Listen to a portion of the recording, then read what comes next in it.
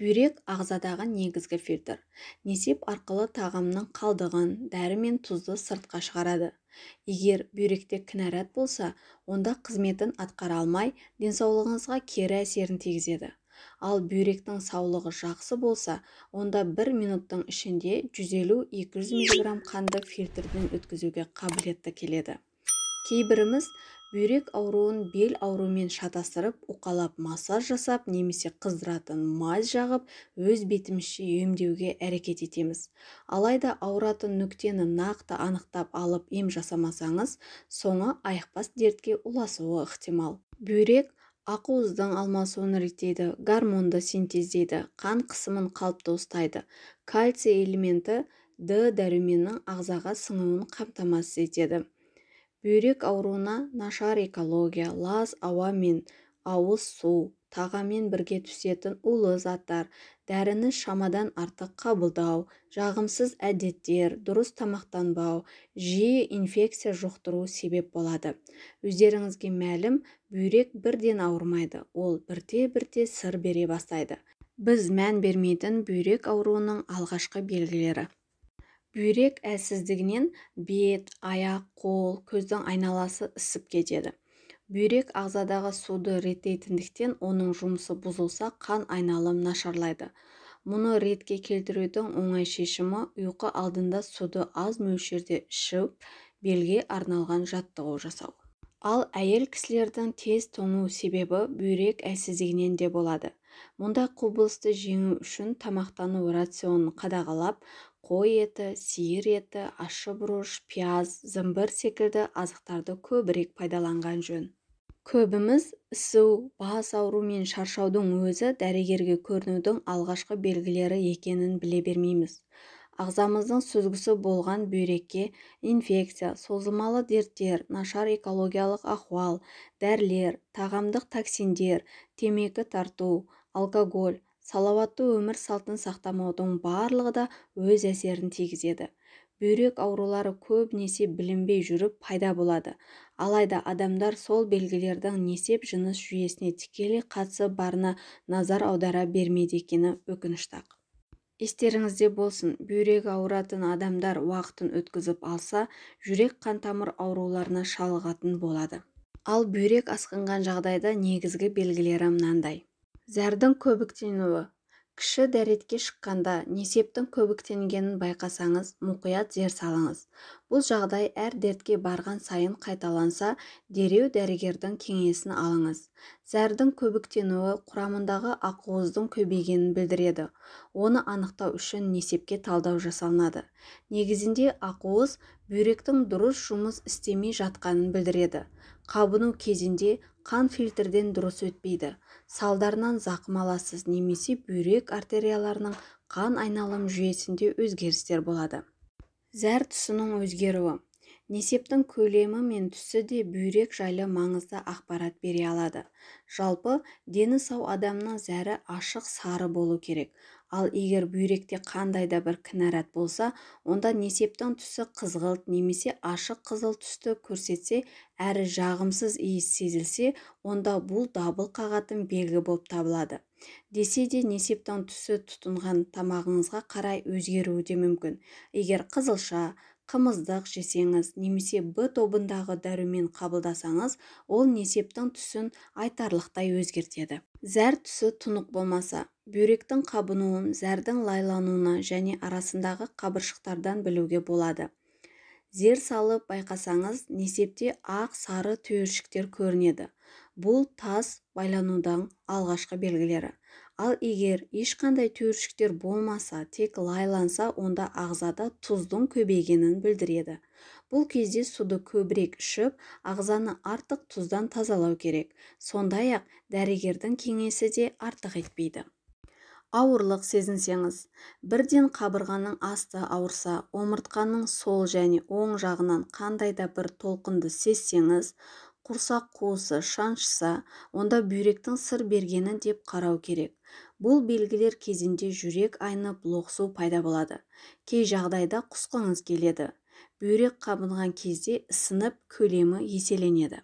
Әлсіздік, бүйрек эритроциттің және жілік майын ынталандыратын гормонның түзілуіне қатысады. Егер ол зақым алса, гормонның бөліну деңгейі төмендеп, адамда әлсіздік сезінеді. Мұны көпшілігі қаназдықпен шатастырып жатады. Бүйрек ауырғанда бойыңызды әлсіздік билейді, үнемі шаршауды сезінесіз, әрі жүзіңіз солғын тартады. Басыңыз ауырып айналады. Бүйректің негізгі жұмысы ағзадағы артық затты шығару екенін айттық. Егер бүйрек сыр берсе, тағамның қалдығы, улы заттар сыртқа шықпай қанға қосылады. Ол жүйке жүйесі мен миға кері әсер етеді. Солардың салдарынан есте сақтау қабілеті төмендеп, бас ауруға шалдығады. Бүйрек ауруына анемия қосылса, науқастың басы айналып, өзін жайсыз сезінеді. Ішіңіз ауырып, құсқыңыз келсе. Егер тамақтану режимін өзгертпесеңіз де, бұл белгілер орын алса, онда бүйрегіңіз ауыра бастағанын білдіреді. Балғын, құнарлы, нәрлі тағамдарды тұтынсаңыз да құсқыңыз келіп, ішіңіз кеуіп, кіндіктің айналасы ауырса, бүйректі тексертуге тура келеді. Кіші дәретке жиі барғыңыз келсе. Бірден әжетханаға барғыңыз келіп, бірақ 1-2 тамшы ғана кіші дәретке отыратын болсаңыз, онда сізге шын мәнінде алаңдауға тура келеді. Бұл бір емес бірнеше дерттің белгісі екенін білгеніңіз жөн. Егер несеп жолына инфекция түссе, ол циститтен хабар береді. Сонымен қатар, бүйрек ауруының тас байланудың, қан диабетінің басты белгілері болып табылады. Тері солғын тартып құрғаса. Бүйрек өз кезегінде сұйықтықты, минералды заттарды, дәрумендер мен ақуызды реттеп, улы затты сыртқа шығарып отыруға қабілетті. Егер ағза ауырса, онда қызметін ойдағыдай атқара алмайды. Салдарынан несеппен бірге ақуыз, су мен минералды заттар жоғалып, терінің құрғауы мен қабыршықтануына әкеледі. Қан қысымы көтерілсе. Ағзадағы натрий мен судың шығуы қан қысымының өзгеруіне себеп болады. Сондықтан да бүйрек ауырған кезде қан қысымы бірден көтеріліп, дәрінің көмегінсіз қалыпқа келмейді. Бүйректің саулығын білу үшін терапевт немесе нефролог дәрігерлердің қабылдауына жазылыңыз. Дәрігер сізге несеп пен қанға талдау жасауға және де бүйрек пен несеп жолдарына ультрадыбыстық зерттеуден өткізуді ұсынады. Егер де сізде жоғарыда айтылған белгілердің қай-қайсысы кездессе де, міндетті түрде дәрігердің тексерілуінен өтіңіз. Ал бүйрегіміз дұрыс жұмыс жасау үшін не істеу керек? Бірінші, дұрыс тамақтану.